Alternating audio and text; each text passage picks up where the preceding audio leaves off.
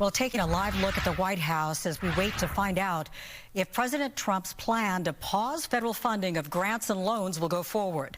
A federal judge temporarily blocked his plan to halt funding while his administration conducts a spending review.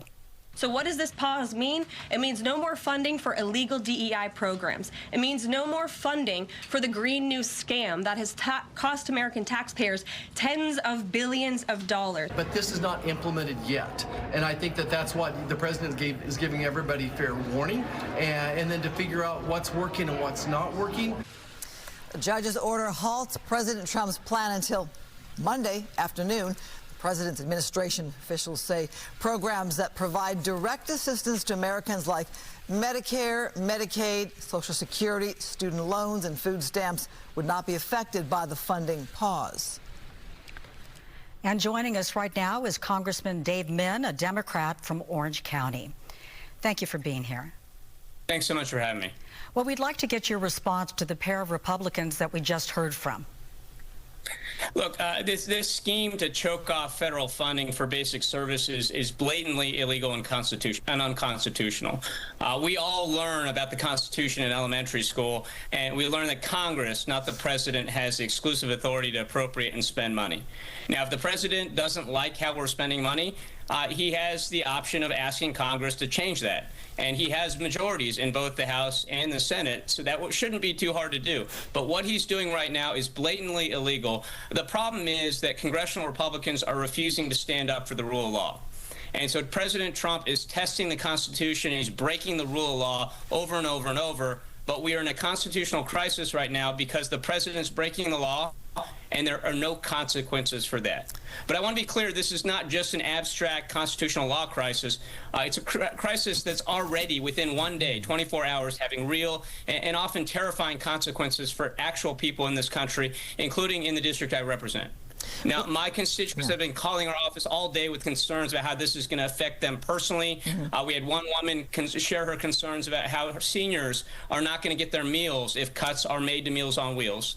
Another spoke about the challenges that UCI professors, researchers, and students are going to face. Right now, organizations in Orange County have no idea, and I've talked to them all day long, dozens of them, if they're going to have the funding they need to care for the homeless, for veterans, provide health care for those in need, deliver meals to the elderly, among other things. And I think we all heard the reports that the portals for Medicaid, health centers, and Head Starts were shut down today. I was actually visiting earlier today when all this went down with the Orange County Fire Authority's chief, and he was concerned as we heard the news come in that federal grants for firefighting would be frozen as well.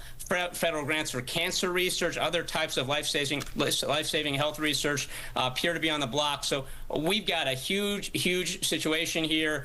Real people are going to face real consequences starting immediately once this stay is lifted next week, unless they change course. Well, Congressman, obviously Americans voted for President Trump. He promised change. He's implemented a lot of change in 1 week alone.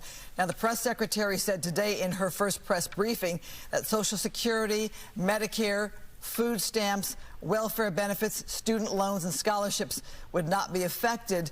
Have you received that message? Are you feeling that that is going to be upheld there?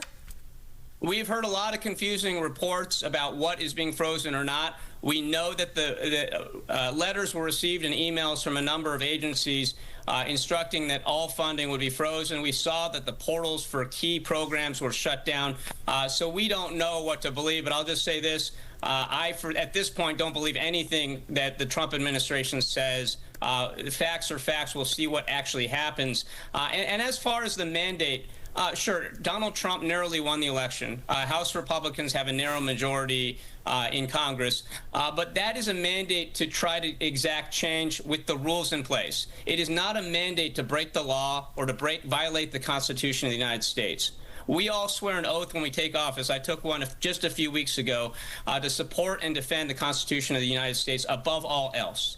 And that is something I'm imploring my fellow congressional members, including my Republican colleagues, to adhere to, because we all have to obey the Constitution. And what Donald Trump is doing with these executive orders to shut down federal spending across the board are not only illegal, they're unconstitutional. They're having huge ripple effects throughout our communities. People are struggling. They're very concerned right now, and we're hearing about it nonstop. Congressman, you represent a district that is basically split down the middle between Republicans and Democrats. Does that change how your approach is in an issue like this? Look, at the end of the day, my constituents elected me to try to fight for the values that I campaigned on, but also to uphold the basic rule of law.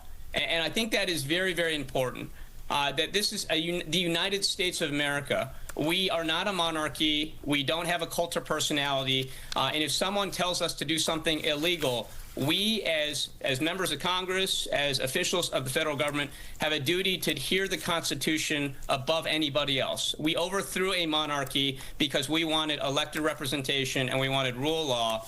And so, again, what President Trump is proposing to do here is blatantly unconstitutional and illegal.